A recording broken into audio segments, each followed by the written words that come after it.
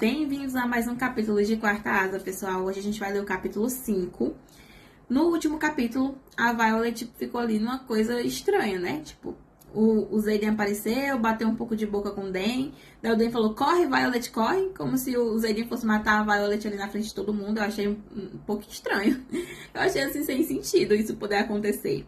Mas enfim, vamos começar a leitura agora, né? Continuar o próximo capítulo, que é o 5. Esse capítulo é bem grandão, então esse vlog vai ficar gigante. Eu já tô esperando.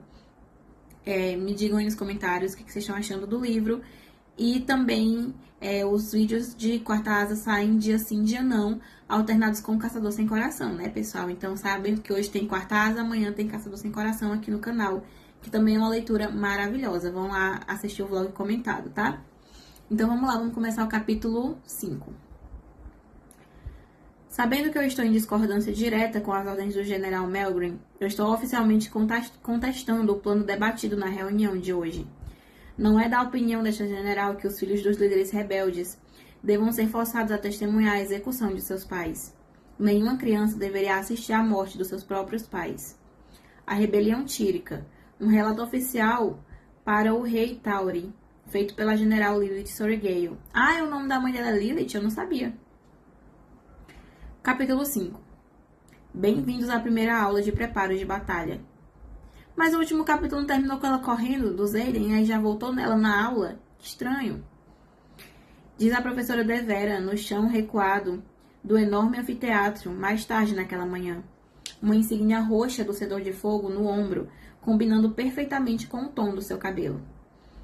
Essa é a única aula ministrada em um auditório de diversos andares que toma o espaço circular da ala acadêmica e que também é um dos 2 únicos espaços na cidadela capaz de acomodar todos os cadetes. Cada cadeira bamba de madeira está ocupada e os alunos mais velhos do 3º ano estão encostados nas paredes atrás de nós, mas ainda assim todos cabem ali.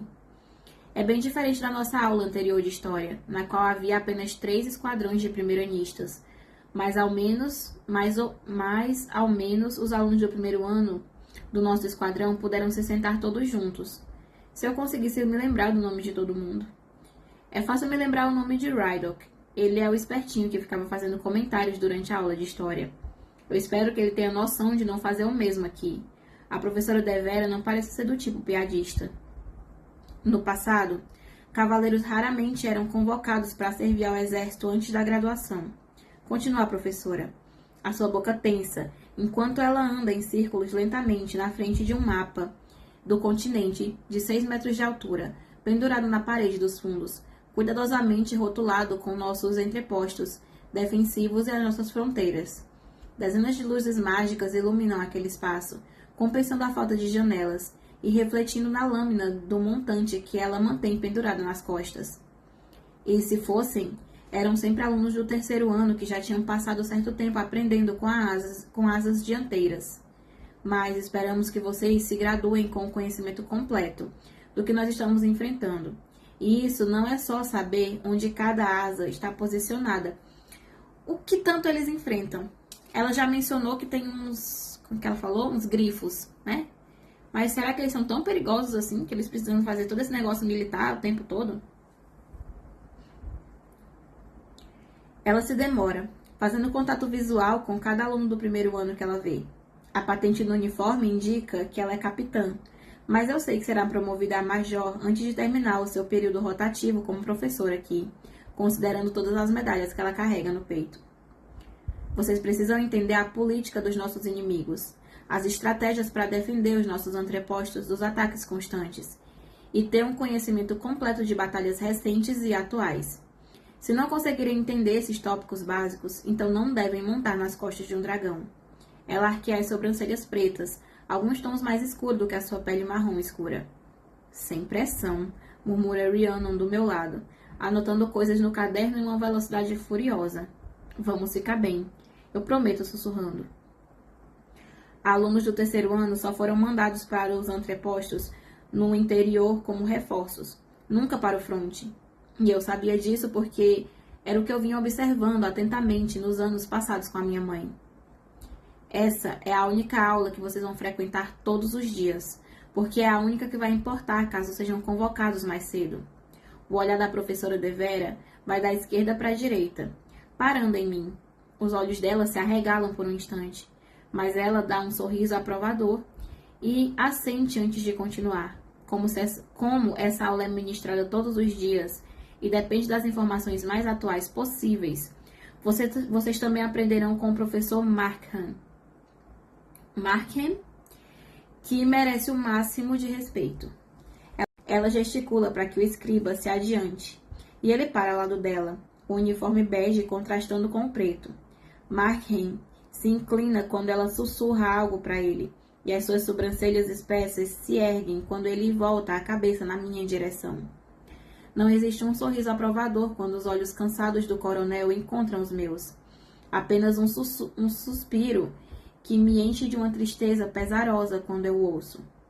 Era para eu ser a pupila mais dedicada dele na divisão dos escribas, o seu maior orgulho antes de ele se aposentar. E é muito irônico que agora eu seja a pessoa mais improvável a ser bem-sucedida nessa divisão. É um dever dos escribas não apenas estudar e compreender o passado, mas também relatar e registrar o presente, diz ele, esfregando o nariz largo depois de finalmente desviar o olhar decepcionado da minha pessoa. Sem descrições precisas do nosso fronte, informações confiáveis para tomar decisões estratégicas e, acima de tudo, detalhes verdadeiros para documentar nossa história para o bem das gerações futuras, nós estaremos fadados ao fracasso, não apenas como reino, mas como sociedade. É por esse motivo que eu sempre quis ser uma escriba. Não que isso importe agora. Primeiro tópico do dia. A professora Devera anda na direção do mapa e acena com a mão, fazendo com que a luz mágica brilhe diretamente sobre a fronteira leste de Breivik, uma província de Poromiel. A asa leste sofreu um ataque na noite de ontem, perto da vila de Shaki, por uma revoada de grifos e cavaleiros brevienses. Ah, merda! Um murmúrio percorre o salão. E eu molho a pena no tinteiro da escrivaninha na minha frente para poder anotar. Mal posso esperar para conseguir canalizar magia e usar o tipo de caneta tão desejado que minha mãe mantém em sua mesa. E um sorriso agracia os meus lábios. Definitivamente podem existir vantagens em ser uma cavaleira. Vão existir. Naturalmente, algumas informações foram ocultadas por questões de segurança, mas o que podemos dizer é que as égides fraquejaram no topo da montanha de Esbin. Ela afasta as mãos e a luz se expande, iluminando as montanhas que compõem a nossa fronteira com Breivik. Isso permitiu que os cavaleiros não apenas entrassem no território navarriano, mas também canalizassem magia perto da meia-noite. O meu estômago se revira, enquanto os cochichos se espalham entre os cadetes, especialmente os alunos do primeiro ano. Dragões não são os únicos animais capazes de canalizar poder através dos cavaleiros. Os grifos de Poromiel também compartilham essa habilidade, mas os dragões são os únicos capazes de alimentar as égides, que impedem que todo o resto da magia, exceto a criada pelos dragões, seja executada dentro do nosso território. É por isso que as fronteiras de Navarre se parecem com um círculo. O poder delas irradia do vale e só se estende até certo ponto. Mesmo com esquadrões posicionados em cada entreposto, sem essas égides, estamos fodidos. Navarre seria um território vulnerável quando os ataques de Poromiel inevitavelmente viessem. Esses babacas gananciosos nunca ficam felizes com os recursos que eles têm. Sempre querem os nossos também. E, até aprenderem a se contentar com nossos acordos mercantis, não temos nenhuma chance de acabar com o alistamento obrigatório de Navarre. Ah, agora eu entendi. Não temos chance alguma de entender o que é a paz, já que não estamos em estado de alerta, porém, devem ter conseguido restaurar as égides, ao menos estabilizá-las. Então, a fronteira dali onde ela mora com o outro lugar é o que eles estão tentando proteger, é isso, né? Então, os dragões, eles fazem essa união com os cavaleiros para criar essas égides aí, esses negócios mágicos, que é como se fosse uma barreira para impedir que esse povo aí que é de Poromiel, que é os de Breivik, invada o lugar onde eles moram. Ah, agora eu entendi. A minha pergunta inicial seria: por que caralhos as égides fraquejaram? Mas não é como se fossem responder a essa pergunta em uma sala cheia de cadetes que não tem nenhuma autorização de segurança para ter acesso a essa resposta. Eu analiso o mapa. A Cordilheira das Montanhas de Esben é mais alta na fronteira ao leste de Breivik, fazendo dela o lugar menos provável de sofrer um ataque, especialmente considerando que os grifos não se dão muito bem com a altitude, como acontece com os dragões, provavelmente por serem metade leão e metade águia, e não conseguirem respirar o ar mais rarefeito nas altas altitudes. Então eles são grifos mesmo. Eu tava vendo a palavra grifo e eu tava pensando em outra coisa, mas eles são grifos. tipo uma... Eles são grifos mesmo, tipo uma quimera, né? Tipo, metade uma coisa, metade outra. Tipo o bicurso do Harry Potter, né? Assim, eu fico lendo, aí depois é que as coisas vão começando a fazer sentido na minha cabeça, gente. Desculpa aí. Existe um motivo para termos conseguido repelir todos os ataques maiores ao nosso território nos últimos 600 anos e termos defendido nossa terra com sucesso nessa guerra infinita que já dura 400 anos. As nossas habilidades, tanto as menores com as magias cinéticas, são superiores porque os nossos dragões canalizam mais poder do que os grifos. O que me leva à pergunta: por que atacar aquela cordilheira? Porque as égides tinham falhado ali. Vamos, primeirenistas, mostrem para mim que vocês têm mais do que só um bom equilíbrio. Mostrem que têm a habilidade de raciocínio crítico necessária para sobreviver aqui, exige a professora. É mais importante do que nunca que estejam preparados para o que vão encarar além das nossas fronteiras. Essa é a primeira vez que as égides fracassam? Pergunta um aluno do primeiro ano. Algumas fileiras na minha frente, e a professora Devera e Markhen se entreolham, antes que ela se vira para a cadete. Não. E meu coração vai parar na garganta, e a sala recai num silêncio mortal. Não é a primeira vez. E a garota pigarreia. E com que frequência elas estão falhando? Os olhos astutos do professor Markhen se estreitam. Isso está além do meu escopo, cadete. E ele se vira para o nosso setor. Próxima pergunta relevante ao ataque que estamos discutindo. Quantas baixas a asa sofreu? Pergunta um outro aluno numa fileira à direita. Um dragão ferido e um cavaleiro morto. Outro murmúrio se segue no cômodo. Sobreviver à graduação não significa sobreviver aos anos de serviço. Pelas estatísticas, a maioria dos cavaleiros morre antes de chegar à idade da aposentadoria, especialmente considerando as taxas de mortalidade de cavaleiros nos últimos 2 anos. Por que você faria essa pergunta especificamente? Pergunta a professora Devera ao cadete. Para saber quantos reforços vou precisar enviar, responde ele.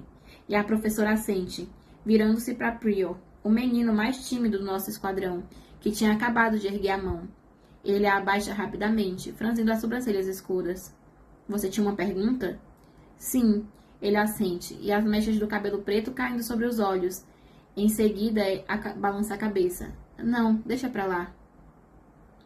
Que decidido, zomba Luca ao lado dele. É a garota mais malvadinha do esquadrão, e eu faço qualquer coisa para evitá-la. Ela inclina a cabeça e os outros cadetes riem. Um canto da boca dela se levanta em um sorriso convencido, e ela joga os cabelos castanhos compridos para trás, com um gesto que não é nada casual. Assim como eu, ela é uma das poucas mulheres da divisão que não cortam o cabelo. Eu invejo a confiança dela, de que o cabelo não vai ser usado para atacá-la. Mas não essa atitude. E eu a conheço há menos de um dia. Ele está no nosso esquadrão, ralha Eurelai, e os olhos escuros e sem paciência se estreitam na direção de Luca. Quer dizer, eu acho que o nome dela é Eurelai. É melhor você demonstrar lealdade. Até parece. Nenhum dragão vai se unir a um cara que nem consegue decidir se ele quer fazer uma pergunta. E você viu no café da manhã hoje? Ele ficou atrasando a fila porque ele não sabia se ele queria bacon ou salsicha. E Luca revira os olhos, delineados em preto. Se a quarta asa já parou de picuinha, nós podemos continuar? Diz a professora Devera, erguendo uma sobrancelha.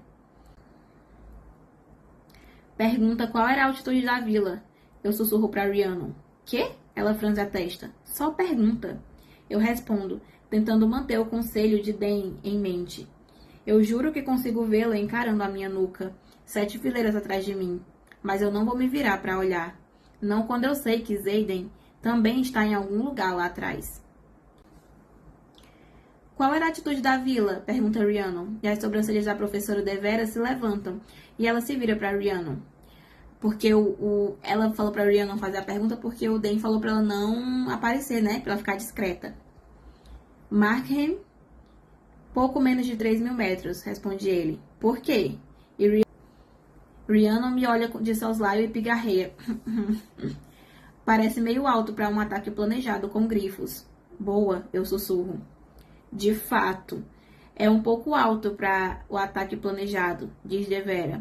Por que não me diz o motivo disso ser um problema em potencial, cadete Sorrigale?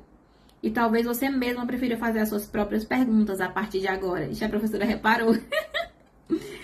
Ela me encara de uma forma que me fez revirar no assento. Todo mundo no anfiteatro se vira na minha direção. Se alguém tinha alguma dúvida sobre quem eu era, acabou ali. Que ótimo! Ela não quis fazer a pergunta para não aparecer e a professora, além de falar com ela, ainda falou o nome dela. Ela tivesse feito a pergunta, tinha sido mais tranquilo. Grifos não são tão fortes em uma altitude como essa. Nem a habilidade deles de canalizar, digo.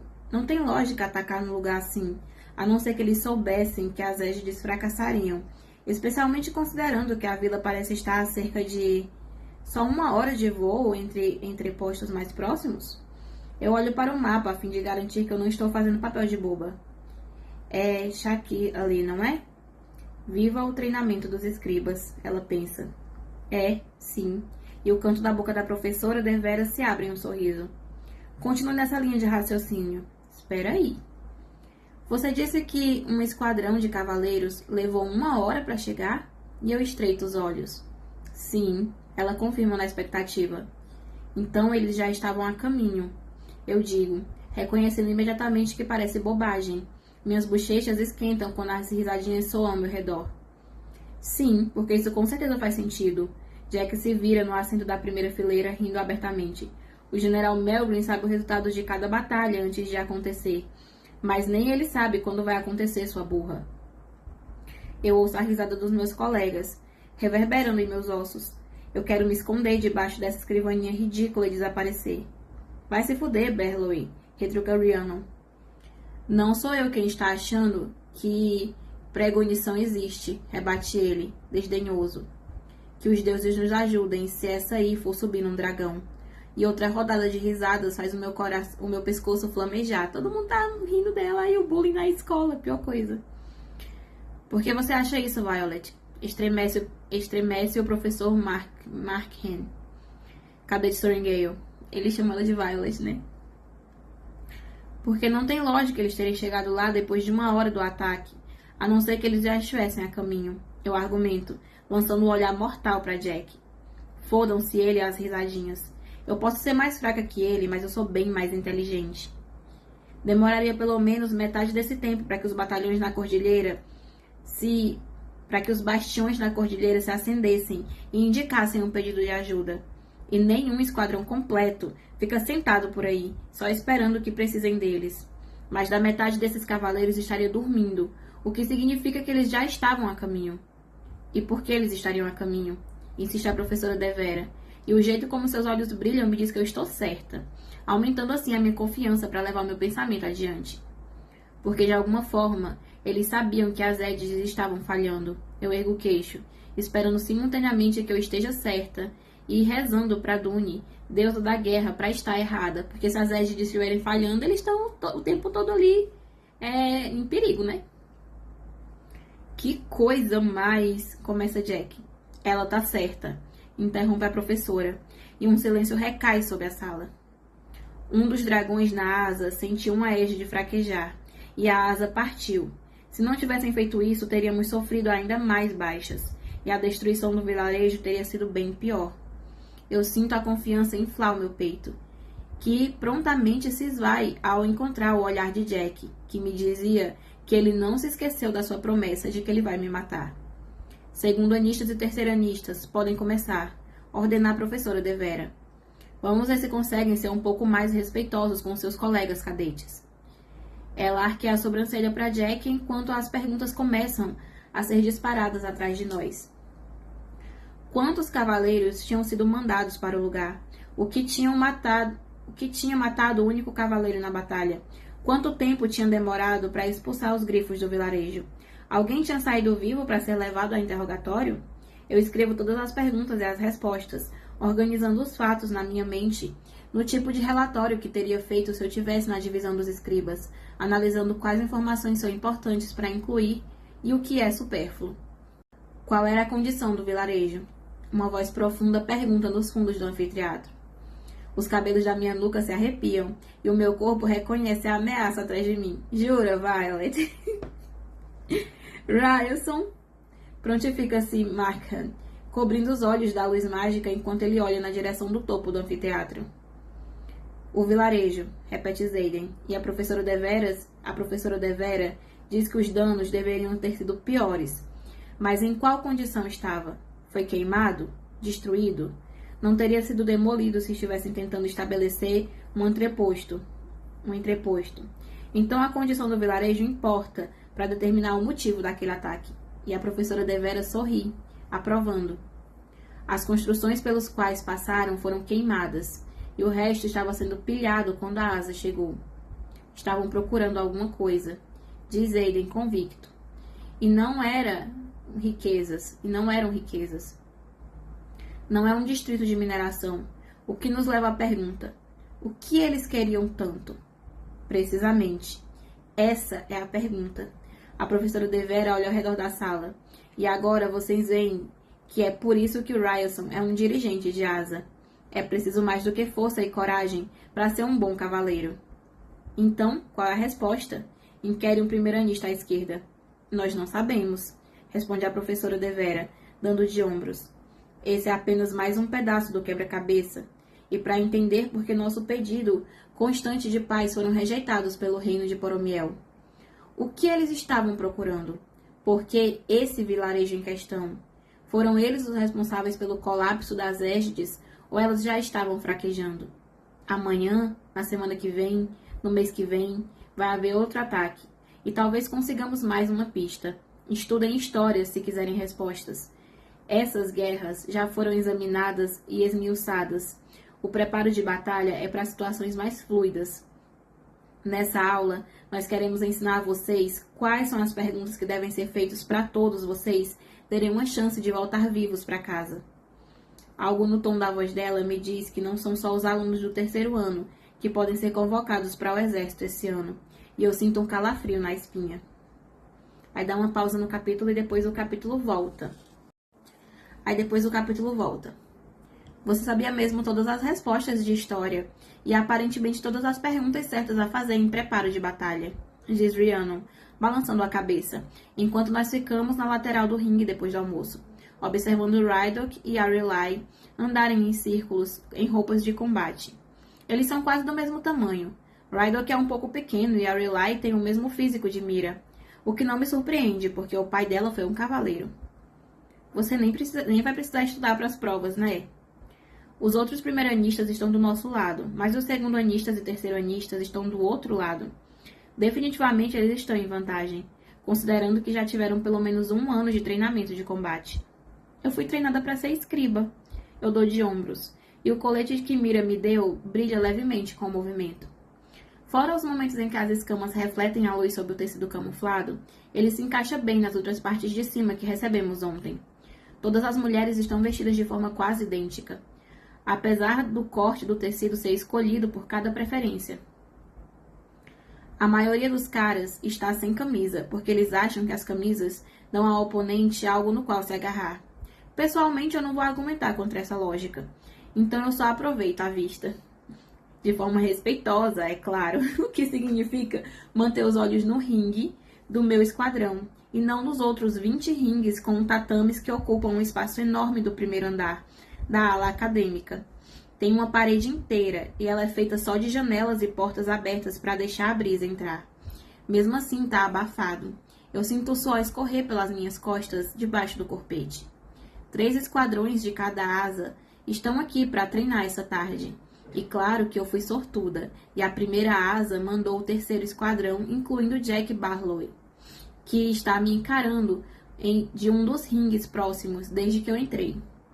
Eu acho que isso significa que você não precisa se preocupar com a parte acadêmica, diz Rhiannon, levantando as sobrancelhas ao olhar para mim. Ela escolheu um corpete de couro também, mas o dela sobe pelas clavículas e se fecha no pescoço, permitindo a mobilidade dos ombros. Parem de rodar como se isso fosse uma dança e ataquem, ordenou o professor Emetério, do outro lado do ringue, onde Dan observa a luta de Aurelai e de Rydok com a nossa sublíder do esquadrão. Ciana, graças aos deuses, Dan está vestido, porque eu não preciso de mais uma distração quando for a minha vez. Ai, meu Deus. Eu estou preocupada com isso, eu digo a Rhiannon, inclinando o queixo para o ringue. Sério? Ela me lança um olhar cético e juntou as tranças em um coque pequeno na nuca. Eu achei que você seria uma ameaça no combate corpo a corpo, considerando que você é uma Sorengale. Não exatamente. Na minha idade, Mira já treinava combate corporal havia 12 anos. Eu tenho apenas 6 meses de treino, o que não teria importado tanto se eu não me quebrasse tão fácil, quanto uma xícara de porcelana. Mas é o que temos para hoje. Será que ela tem aquela doença dos ossos de vidro, hein? Rydok se arremessa em cima de Aurelai, mas ela desvia, passando uma rasteira e fazendo-o tropeçar. Ele cambaleia, mas ele não cai. Vira-se rapidamente com uma adaga na mão. Sem armas hoje, grita o professor Emetério, do lado do ringue. Ele é apenas o 4º professor que eu conheço, mas é definitivamente o que mais me intimida. Ou talvez seja o fato de que a disciplina dele me faz imaginar seu corpo mais parecido com o de um gigante. E estamos só avaliando. Rydok resmunga e guarda a faca, a tempo de desviar de um gancho de direita de Aurelai. A morena dá um soco e tanto, diz Rhiannon, com um sorriso de apreciação antes de olhar para mim. E você? Eu pergunto enquanto Rydok consegue dar um soco nas costeiras de Aurelai. Merda! Ele balança a cabeça e dá um passo para trás. Eu não quero te machucar. E Aurelai aperta as costelas, erguendo o queixo. Quem foi que disse que machucou? Maneirar nos socos é um desserviço, diz Dan cruzando os braços. Os Sainesenses na fronteira nordeste não vão ter misericórdia nenhuma por ela ser uma mulher, se ela cair do dragão na fronteira inimiga. Rydok, eles vão matá-la do mesmo jeito. Anda logo, grita Aurelai, chamando Rydok, curvando um dedo. É óbvio que a maioria dos cadetes treinou a maior parte da vida para entrar na divisão, especialmente Aurelai, que desvia de um soco de Rydok e se vira para dar um tapa certeiro nos rins dele. Ai, nossa, caramba, murmura Rhiannon, olhando para Aurelai mais uma vez antes de se virar para mim. Eu sou bem boa no ringue. A minha vila fica na fronteira de Sainisen. Então todo mundo aprendeu a se defender bem jovem. Física e matemática também não são um problema, mas história, ela balança a cabeça. Essa aula pode significar a minha morte. Por que eles aprendem física e matemática? Eles não te matam por reprovar em história, eu respondo, enquanto Rydok avança contra Aurelai, derrubando-a no chão com força o bastante para me fazer estremecer. Eu provavelmente vou morrer nesse ringue. Aurelai engancha as pernas ao redor das de Rydok, e de alguma forma ela o vira para ficar em cima, dando soco atrás de soco na lateral do seu rosto. O sangue se espalha pelo tatame.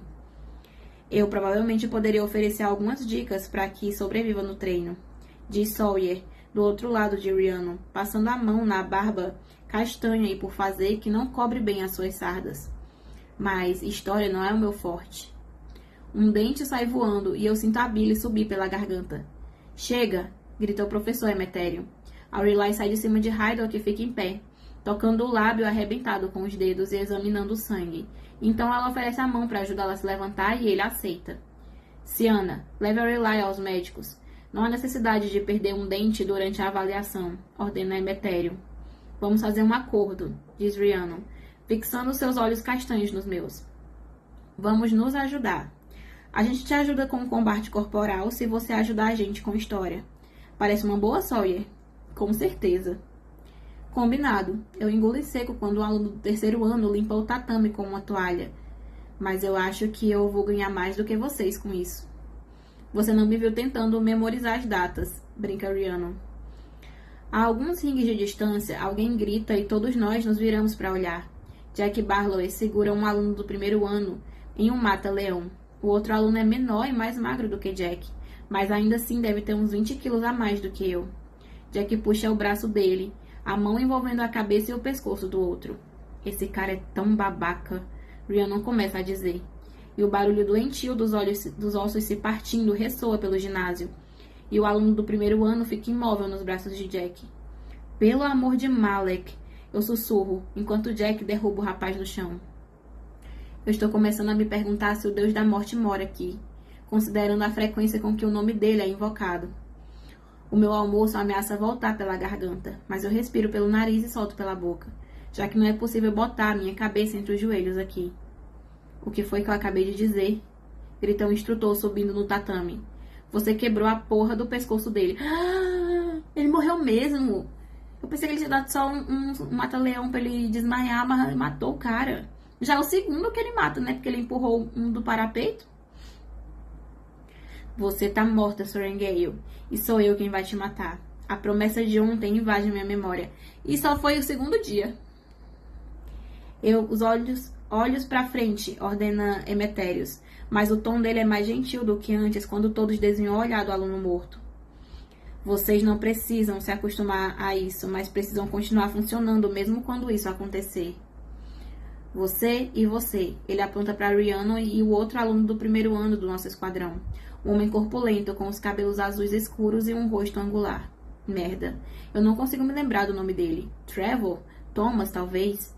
Tem pessoas novas demais para eu conseguir me lembrar o nome delas a essa altura. Nem eu não lembro o nome de quase ninguém, gente. Eu olho para Dan, mas ele observa os dois quando eles sobem no tatame. Rhiannon rapidamente derruba o outro aluno, me embasbacando cada vez que ela desvia de um soco e consegue dar um golpe por conta própria. Ela é rápida e os socos são poderosos. É o tipo de combinação letal que vai fazê-la se destacar, assim como Mira. Você se rende? Ela pergunta ao cara quando o derruba de costas, a mão dela pairando no meio de um golpe no seu pescoço. Tanner? Eu tenho certeza que o nome dele começa com T. Não, grita ele, passando as pernas ao redor de Rhiannon e derrubando-a de costas. Mas ela rola rapidamente para o lado e recupera o equilíbrio antes de colocá-lo mais uma vez naquela posição, dessa vez com a bota no pescoço dele. Não sei, Tainan, mas talvez você queira se render, diz Dan com um sorriso. Ela tá acabando com você. Ah, é mesmo, Tainan. Vai se fuder, Itos, retruca Tainan, mas Rhiannon pressiona a bota na garganta dele, fazendo-o se engasgar com a última palavra. Ele começa a ficar vermelho.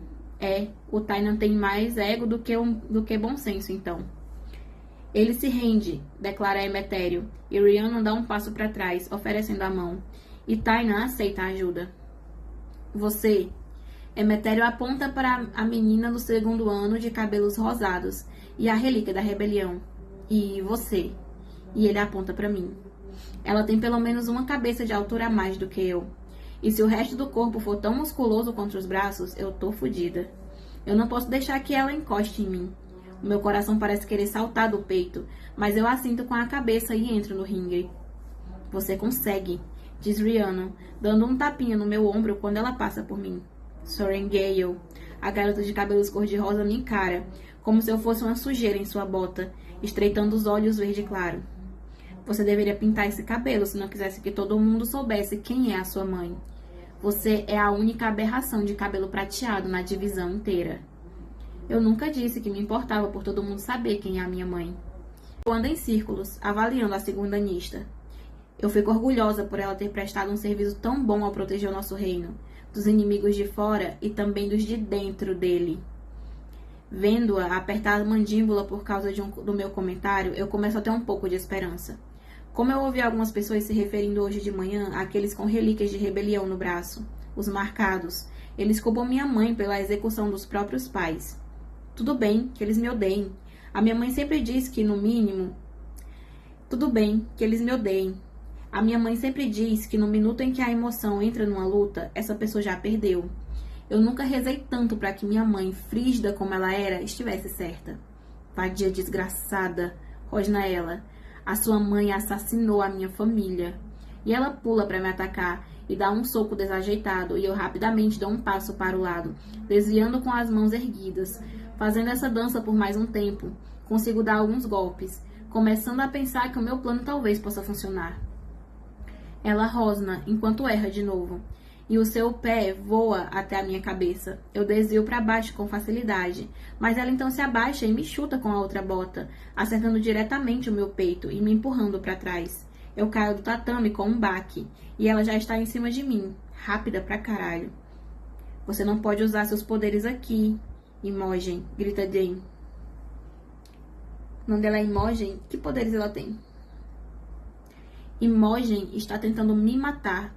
Com os olhos acima dos meus, eu sinto alguma coisa dura deslizar rapidamente contra a minha costela. E ela abre um sorriso, porém. Ele desaparece quando nós dois olhamos para baixo e eu vejo uma adaga sendo embanhada novamente. A armadura acabou de salvar a minha vida. Obrigada, Mira. A confusão marca o rosto de Imogen por apenas mais um segundo. O bastante para eu dar com um punho direto no peito dela e sair debaixo da linha de ataque dela. A minha mão lateja com a dor, mesmo com a certeza de que eu fechei direito. Mas eu descarto a dor enquanto nós duas ficamos de pé. Que tipo de armadura é essa? Pergunta ela, encarando a minha costela enquanto voltamos a andar em círculos. É a minha. E eu me baixo e desvio quando ela ataca de novo. Seus movimentos apenas um borrão. Imogen, grita Emetério. Se fizer isso de novo, eu vou... E eu desvio para o lado errado dessa vez. E ela me pega, me levando até a lona. O tatame esmaga o meu rosto. E o joelho de Imogen força as minhas costas enquanto ela puxa o meu braço direito para trás. Renda-se, grita ela. Eu não posso. Se eu me render no primeiro dia, o que vai acontecer no segundo? Não. Agora sou eu que não tenho um bom senso, assim como Taina. Só que é muito mais fácil me quebrar. Ela puxa meu braço com mais força para trás. E a dor consome cada pensamento, borrando a minha visão. E eu dou um grito, quando os ligamentos se esticam, rompendo-se. Ai! E então estalam. Renda-se, Violet, berra Dan. Renda-se, exige Imogen. Ofegando para respirar com o peso dela nas costas, eu viro o rosto para o lado, enquanto ela desloca o meu ombro, a dor me consumindo. Ela se rende, declara Emetério. Já chega. E eu ouço mais uma vez o som macabro de ossos se quebrando. Só que dessa vez, o osso é meu. E acabou o capítulo. O que vocês acharam, pessoal, do capítulo 5? Eu achei esse capítulo bem interessante, né? Os capítulos são gigantes e vai ser assim o livro todo. Eu já me conformei que ela faz capítulos enormes e tá tudo bem. Nesse capítulo teve várias aulas, né? A gente viu aí a aula de batalha, agora aquela aula lá que ela tava falando sobre batalha, preparação da batalha, e agora essa aula de luta. O que eu não entendi foi, no último capítulo, ela terminou o capítulo correndo do Xaden e depois já começou o outro na aula. E o que aconteceu entre uma coisa e outra? Eu fiquei meio perdida. Mas é interessante. Eu acho que a gente participar das aulas dela é uma coisa interessante, porque a gente vai aprendendo junto com ela sobre esse universo. Eu não entendo muito bem o que está acontecendo e vou aprendendo junto com ela nas aulas. Eu tô muito assustada em relação ao Jack. Eu acho que o Jack pode tentar matar ela logo logo. Ele parece bem assim, bruto. E ele tá com muita sede de sangue pra matar ela. Ele já matou 2 pessoas em 2 dias, então não me admira que ele vai tentar fazer alguma coisa com ela. Agora eu não entendo esse negócio do dirigente de asa. Quem que é o dirigente de asa dela? Não é o Xaden? Porque ele nunca tá nas aulas. Ele tava na outra aula, mas quem tá meio que supervisionando eles ali é o Dan. Igual ele tava na outra vez. O Xaden não tá tomando a frente? Ele não faz parte disso? Não entendi. Então, é isso, pessoal. Escrevam pra mim nos comentários o que vocês acharam desse capítulo. O próximo capítulo é o capítulo 6, que sai depois de amanhã. Como esses capítulos são muito longos, eu não consigo colocar todos em um vídeo só. Então, provavelmente eu vou colocar um vídeo que sai às 7 horas da manhã pra mim, 7 horas da noite pra vocês. E o outro vídeo às 11 horas da noite pra mim, que é 11 horas da manhã pra vocês. Pra poder colocar 2 vídeos no mesmo dia, sem ser no mesmo vlog. Porque senão ia dar mais de 2 horas um vlog só. Então, é isso, pessoal. Eu espero que vocês tenham gostado do vídeo. Desculpa se eu li meio falhando, é porque aqui tá verão na Coreia. E o clima fica muito seco, o tempo fica muito seco, e aí trava muito minha garganta e aí eu acabo errando na leitura, então me perdoem, tá? Por isso. Então é isso, pessoal. Até o próximo vídeo. Continuem lendo comigo, surtando comigo e comentem pra mim o que vocês estão achando. Tchau, tchau!